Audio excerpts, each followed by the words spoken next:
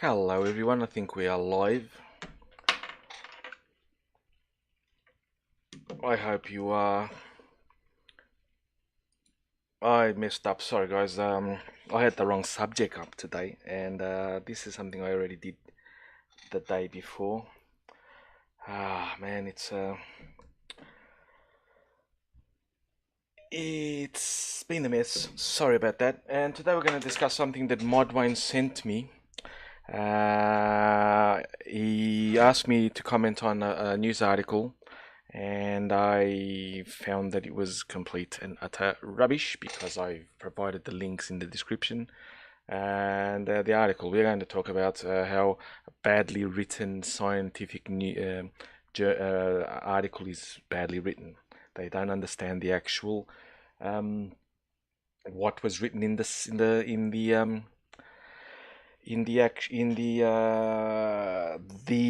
scientific journal. So we will bring it up, and it's this article, themanews.com, pro-thema, and it has these beautiful stupid things. It has this beautiful Thai scientists discovered DNA proving original Native Americans were white. Well, that is utter coarse crap, because they are not, and I'm going to prove it. So, but we're going to read the article, and the actual study is in the description, so you guys can have a look at it there, and I'll be discussing what's in the scientific journal.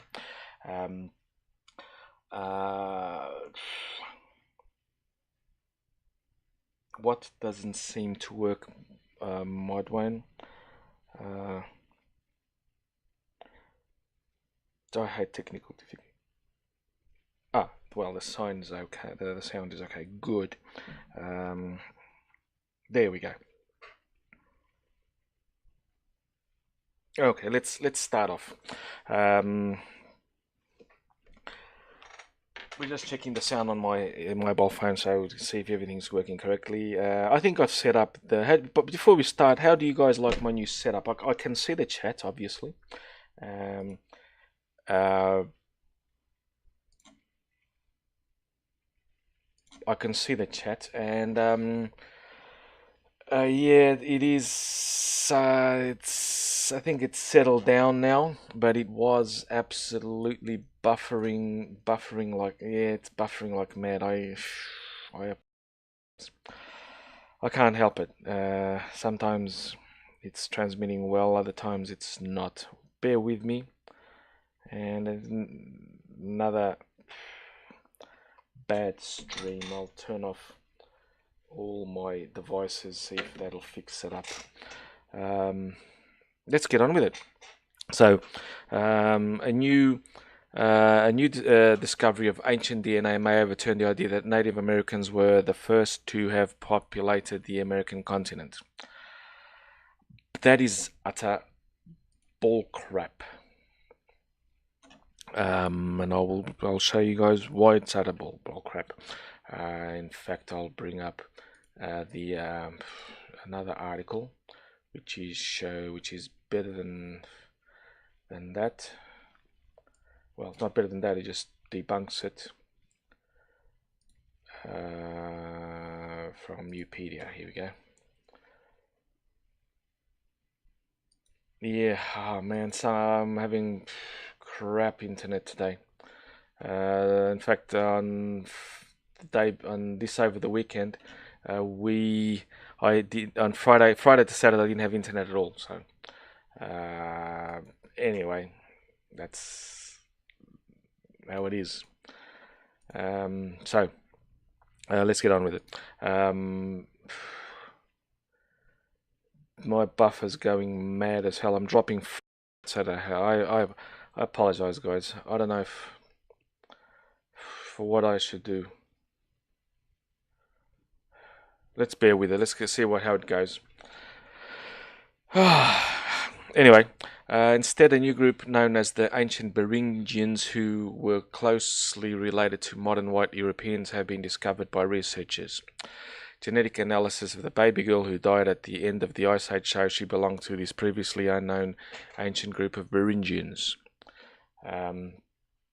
A baby girl who lived and died in what is now Alaska at the end of the last ice age belonged to previously unknown group of ancient people who branched off from ancestors of modern Europeans, according to DNA recovered from their bones. The child was a mere 6 weeks old when she died, and they found a burial pit next to the remains of a stillborn baby, perhaps a first cousin. Speculation. During the excavations of an 11,500-year-old residential camp in Tassana River Valley in central Alaska, the remains were discovered in 2013. With the full genetic analysis have not been possible until now. Researchers have tried to discover the ancient DNA from both the infant, but succeeded only in the case of a larger individual. There we have it. They already contradict themselves. They only said here they obtained DNA from a baby girl, and now they say that they could only a large individual. Actually, it was not from a larger individual, which I will show you in a little bit. Man, my internet's going up and down. So let's get on to the actual real study instead of this article. This is, I don't know who these STEM News people are, but they are absolutely bonkers crap. And I'll bring up the better article, which is this one. We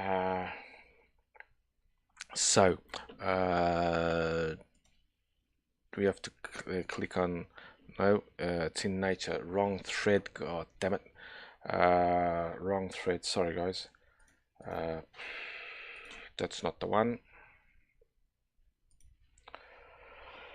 It basically shows, well, what I'm going to show you guys that I was going to do the 2 server runs, and then I forgot that I had already done what I was going to show, that the Denisovans had 2 different populations, and I said, oh, I have to do this one because that was what I was planning to do, but apparently I already have done it, and I sent I think it's this one. Let's see. This is not going to get me views. Bugger it. Nope, it's the other one. Here we go. If this one. Here we go. It's a better written article. It is covering exactly the same thing. And it is a much better article. I think it's settled down, guys. Tell me... it appears to have been settling down. I can see a full stream now. And yeah, even my YouTube thing says it's a good now. The stream's settled down. So let's get on with the actual... I won't cut before. I never cut what is there. But this one seems to be very, very... This is the better written article. And it says the genome from the first founding populations of Native Americans. They link to the Nature article, which I have in the description, although it's behind a paywall. But it's in the paywall. And this comes from a blogspot, Eurogene's blogspot. But it doesn't. It shows real science working. It says everything basically what the summary of the Nature article. So if you guys don't want to read the Nature article, it's banned here. But what is important is what they found. The article, the actual scientific paper says, despite broad agreement that the Americans were initially populated via Beringia. Yes, they were. They were populated. They came from Beringia. Where is Beringia? Beringia is basically the Bering Sea, but about 13 to at least up to about 14,000 years ago, when just before the last glacial period, the glaciers started melting, there was a land bridge between what is that now Alaska and what is now Siberia. The Bering Strait or the Bering Sea was above sea level. And it was not, there was no ice there because of the currents. It was weird, the current. I don't understand the meteorology, not the climatology behind why certain areas have ice, certain areas are not. But it must have been a warm current that warmed that area where didn't allow glaciers to form, much like what is happening in Europe. Europe gets warmed by the Gulf Stream, which originates in the Caribbean. It climbs parallel to the coast of North America, and then it swings into Europe. They've estimated it's about a 25% heating phenomenon that Europe gets from the Gulf Stream.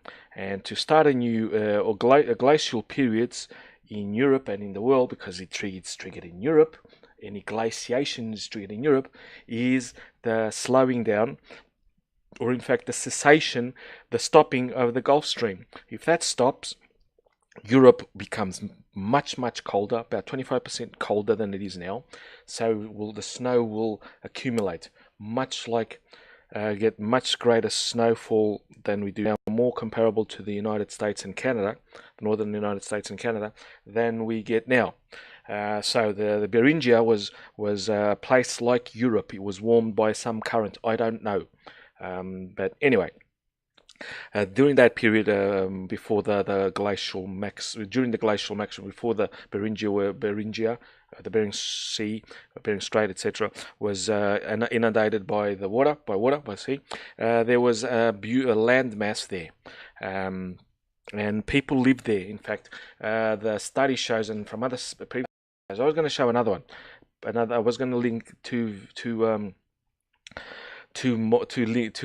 articles that show the population of how they populated the Americas, and this one. Basically, the Americas were populated along the coast, according to a recent article. In fact, I'm going to put it in the description, and you guys can have a look at it, read it at your leisure. So basically, in that area, there was a population of people that seemed to have stayed there, and according to the new article, which I will link to it, they populated the Americas along the coast until they got to south south, where they then spread out.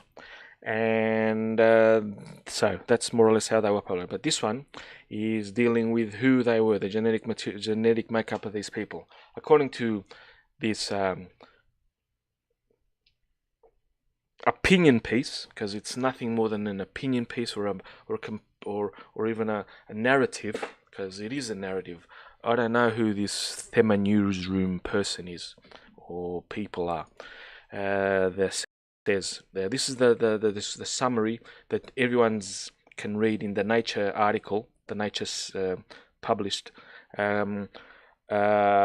It's behind a paywall, but everything's there. It gives us enough, and in fact, this one includes a diagram, which is probably it is in the actual study. So this bright, broad. We'll start off. Over to Nature. The link is here. By the way, the Nature started life reserve. That's nothing. Despite broad agreement of the Americas were initially populated by a Beringia, yes, because that was logical. The land bridge that connected far northeast Asia with northwestern North America during the last Pleistocene epoch, the glacial maximum most of the time. When and how peopling of the America occurred remains unresolved. Yes, and there, as I said, the new a study that came out showed that they may. I said it's not. It's a may. It still needs more confirmation, which is always good. We'll link it in the description, as I said. Along the coast instead of inland, more inland. So the analysis of human remains from the late Pleistocene Alaska are important in resolving the timing and dispersal of these populations. The remains of 2 infants were recovered from upwards Sun River, USA from now on, and have been dated to around 11,500 years ago. The basic facts are also in this thing. There were 2 children, 2 infants, 11,500 years ago in in Upward Sun River, and they have been dated to 11,500 years ago. Here, the sequencing of the USR1 gene. This is important. The USR1 gene seems to be unique. Right? It's unique. The USR to an average conversion by sequencing the USR genome to the average convergence of approximately 17 times. I don't know what that means. I'm not a geneticist. We showed that the USR1 is closely related to Native Americans. Okay, these two infants and this population of people were closely related to Native Americans, but falls basal to all previously sequenced contemporary and native and ancient Native Americans. So it's the base, the initial genome. I think that's what they mean. I'm not sure. I don't know. I don't understand. I'm not a geneticist.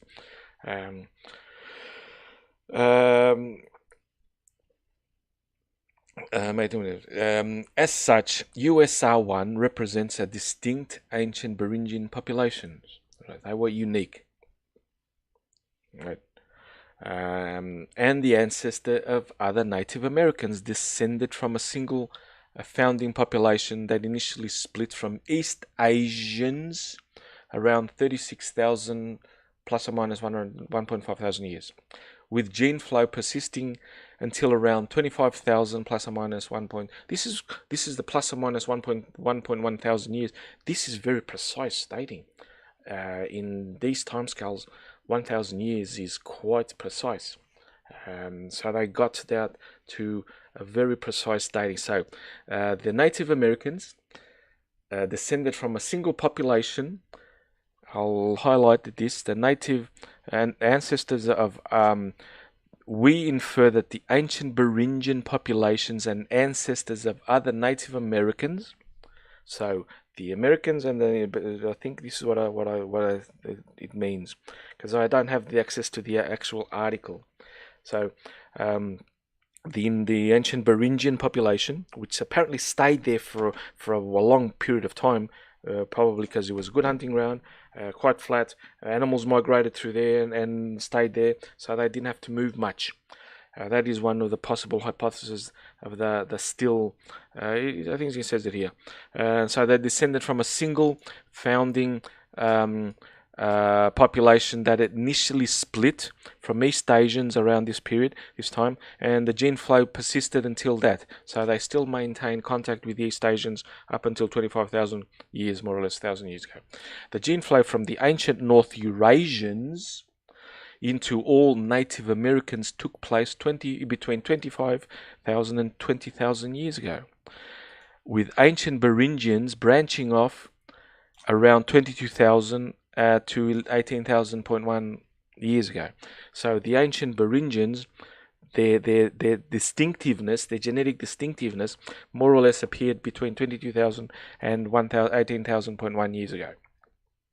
Now, our findings support a long-term genetic structure that ancestral Native Americans, consistent with the Beringian standstill model 9. That means that the Beringians became distinct because they persisted in the area between Siberia, what is northeast Asia, Siberia more or less, and northwest America, and they persisted in that little area, which must have been superbly rich for any population to actually stay there and not move much.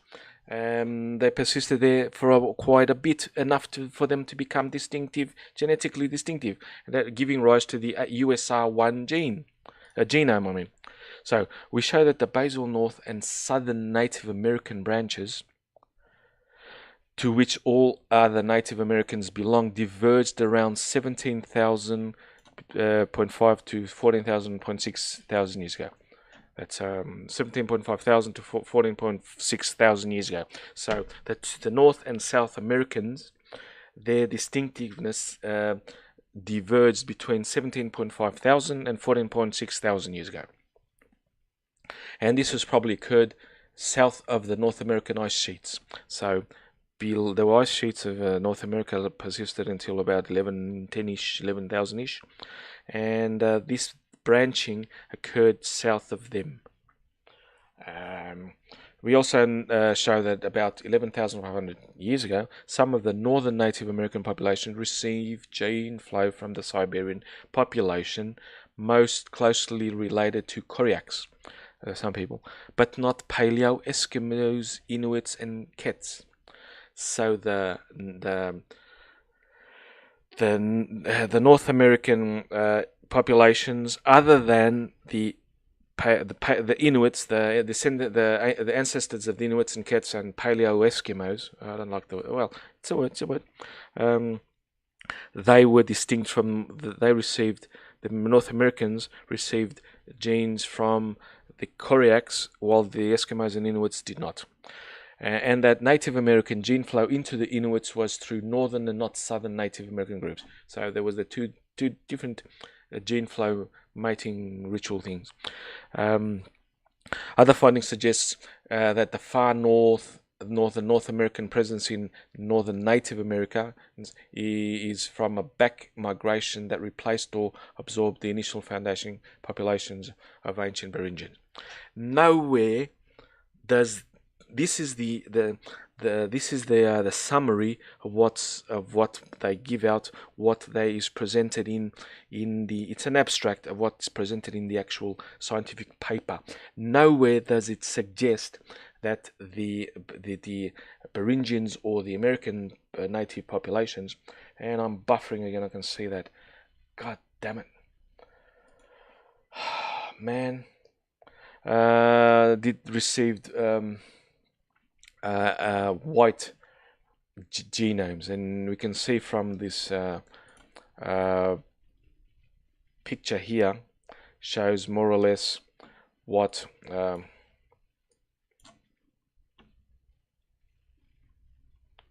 here we go, what the gene flow is. As you can see, the Kets from here, the Koryaks are from this flag, the USR1 genes from there, and you can see this flow chart of where the peoples come from. So there is absolutely zero admixing with white European genomes. So that concludes this terrible stream. I apologize. Oh man, I hope